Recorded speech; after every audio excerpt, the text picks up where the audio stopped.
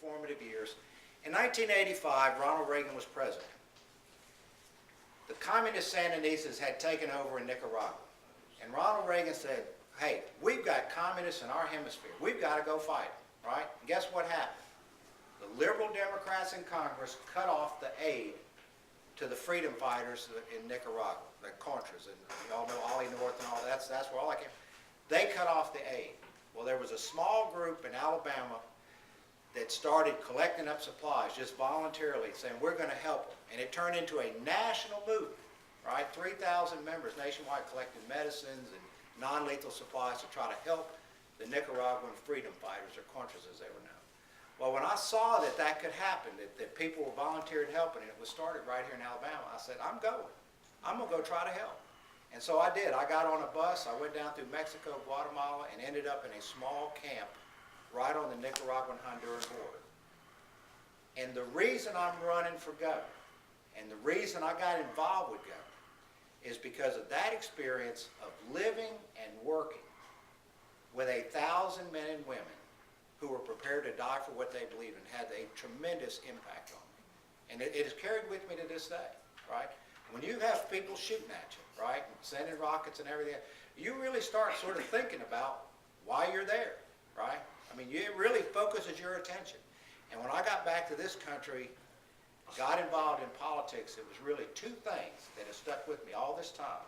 And that is, one, an understanding about what made this a great country, which I mentioned earlier, but also the absolute conviction that we've got to stand up and protect and defend those beliefs and values. And that's why y'all are here today, right?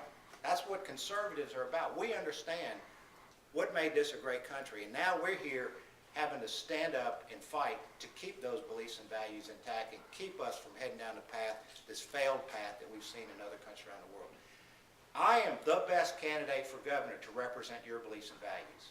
I understand, as I said, what made this a great country, and I am prepared to stand up to defend those values as governor of the state of Alabama. I know a lot of what we're concerned about is happening at the federal level, but I think there's a lot of things we can do at the state level, and especially if you'll support me as governor, that we can undo or at least block and stop a lot of the momentum that they've got going at, or trying to get going at the federal level. So I am your candidate that way. I need your help and support, right? We're getting down. We got 2.5 months to go. If you want a governor that's going to stand up to Obama, this liberal, socialist direction that understands it, that's already prepared to fight for you, but that also understands how government works, right? How to get our economy back on track, things at the local level that we need to do to keep our community strong and get our jobs going again and keep our people employed. I understand how to do that, right? And I'm the most qualified candidate running to do that. But I need your help. You all are here because you're concerned about the future and direction of this country. Now is the time to step up, right? We need people taking yard signs, signing up bumper stickers, making phone calls. All these things you do, get on. If you can help us with Facebook. Facebook is huge. Social media. Even if you can't, if all you can do is sit in your home, you can be active and help us win this election. I'm going to share one other thing with you, and then I'm going to take questions. This is a unique election for Republicans at the governor's level. There's 7 candidates running. Might even be 8. I'm not sure about the guy from Baldwin County. But there's 7 candidates running. The most votes ever in a Republican governor's election is 460,000 statewide. To get in a runoff, all we need is 150,000 folks that will support a candidate that understands what made this a great country and is prepared to stand up and protect and defend those beliefs and values. All I need is 150,000 of you folks out there, and we can get in a runoff. And if we get in a runoff, we're off to the races. Because guess what? Statewide, they're not going to vote Democrat this time, right? It's not happening.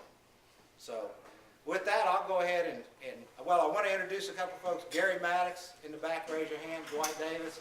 They work with us in our campaign down this way, so they will be here after we leave. Please talk to them. We have sign-up sheets.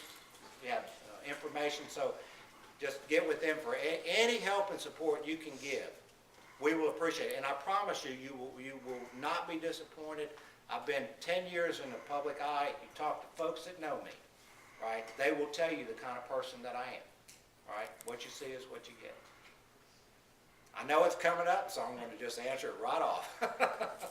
I am for letting the people vote to tax and regulate gambling, and I am for country crossing, okay?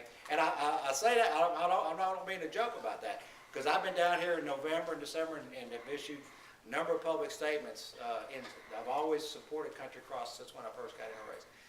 In a bigger picture, I believe that we are sending $300 to $500 million, Alabama dollars, out of state to educate kids in Mississippi, Tennessee, Georgia, and Florida.